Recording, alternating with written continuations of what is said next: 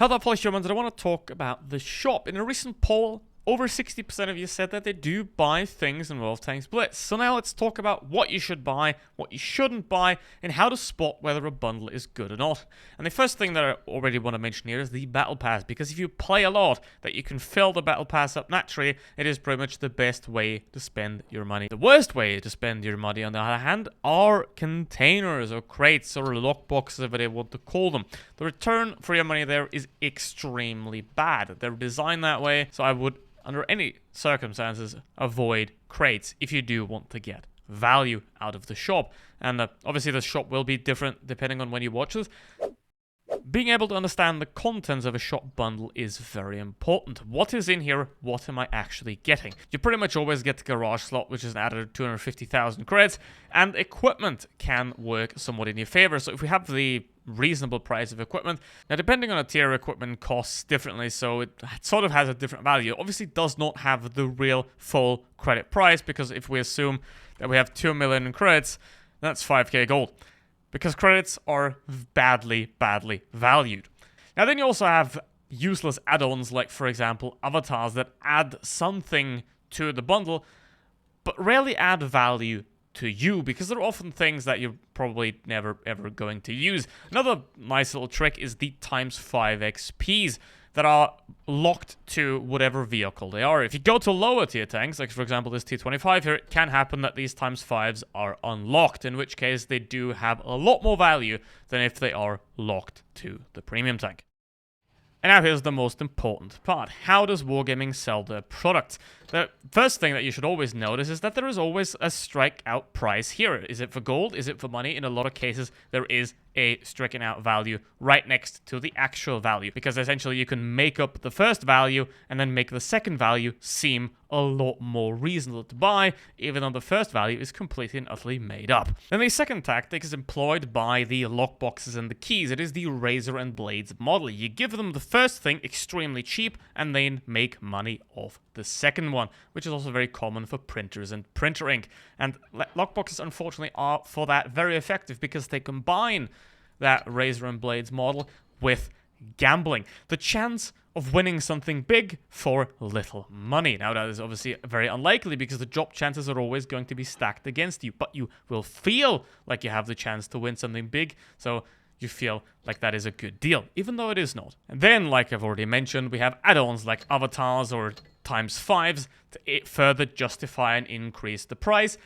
Another classic tactic is the upsell. Both of those two vehicles together costs 15,000, and they're without equipment, they're without crew. So this bundle here looks a lot more reasonable, a lot better, because this includes ×5s, this includes equipment, this includes camos. So essentially these two bundles mainly just exist to sell more of these, which is a thing that's very normal, and that is the limited time offer. If something is only available for a limited amount of time, you will have to decide quickly whether you want to get it. So you might buy it even though you're not 100% convinced, but your time is running out, so you buy it anyway, just so you can have that product right there. And then something that is, in most cases, actually positive for you, and that is bundle deals like this that include a wide variety of all sorts of things that, on average, tend to be worth their money. Now, again, we have the strike-through price right here. You can ignore those prices. You can also ignore the -75%. They might be based on some internal values, but here's the thing. You buy it exactly for what the price it says, and the other price does not matter whatsoever.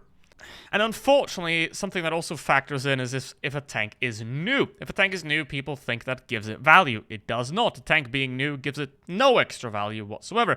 It is judged based on the performance compared to similar vehicles, and also the price to performance. Now, the next tip isn't really advice, but if you happen to own a VPN and, let's say, change your location to Argentina, you could make use of the extremely weak currency and buy things there. However, there are often regional locks in place preventing you from doing that. Now, one way to get somewhat cheaper bundle is to use the Wargaming shop, because on Steam, on Android, on iOS, they have to pay 30% to whoever the provider is, which means they don't get it for themselves.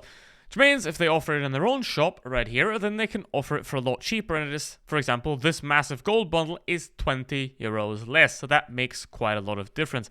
Now, it is Obviously different depending on whatever region you're in, but I highly recommend checking out the Wargaming store because you might get the things even cheaper there. All you have to do is log in and pay there, and then it gets credited to your account.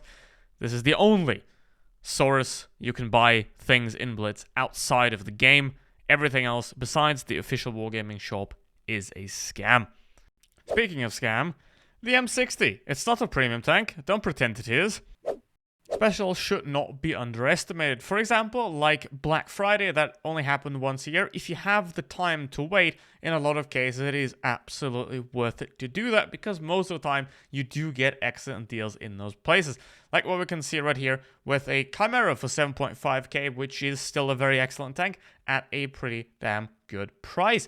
So you can also, well, unfortunately that's not really a thing anymore. They kind of, again, inflated it, but back in the day, you could have gotten an AMX M449 for 5,000 gold. And that is a bit sad because you have to be very careful what you see and how the bundles look, because they can sometimes take out things and keep it the same price. So let's talk about hard prices here. We start at tier 10, and I would say a good tier 10 premium tank, like a Chieftain or something like that, would be a maximum of 20,000 gold. Then we go down to tier 9, and a good tier 9, like for example a Object 752, a Kennedy 1, or of the sort, would be adequate for 12 to 15,000. For tier 8, I would put the absolute maximum at 10,000 gold. However, most of them are worth somewhere between 6,000 to 8,000 gold if they do include equipment. Tier 7 is not really a tier where you really want to buy premium tanks for anymore, so they, to me, have a value of 0. However, if you do want to buy premium tanks of tier 7, then do consider them only at a value of about 3,000 to 4,000 gold, because other than that, you're being ripped off quite a bit. Now, tier 6, tier 5, tier 4, all of these are pretty much just meme and collector tanks. They don't really have a lot of extra value besides collecting them, because in terms of credits, there isn't much going on, besides something like a Chinokai and Angry Connor, which make excellent credits, but they're a meme tank, and the Chinokai is regularly sold for 10,000 gold, so that is a bad thing. Now, all the lower tiers of these here have to be looked at a slightly different, because in those bundles, they're often not sold as a vehicle, but they're sold as a gold value. Because, for example, you can sell this vehicle for 950 gold. You can sell this vehicle for nothing. Or you could sell this vehicle for 850 gold. So, looking at those lower tier bundles, you have to consider how much gold you can sell them for, and that is how they receive their value.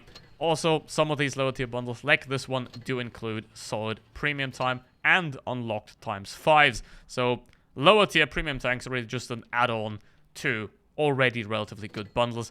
And then the best value out of them is if you sell them for gold.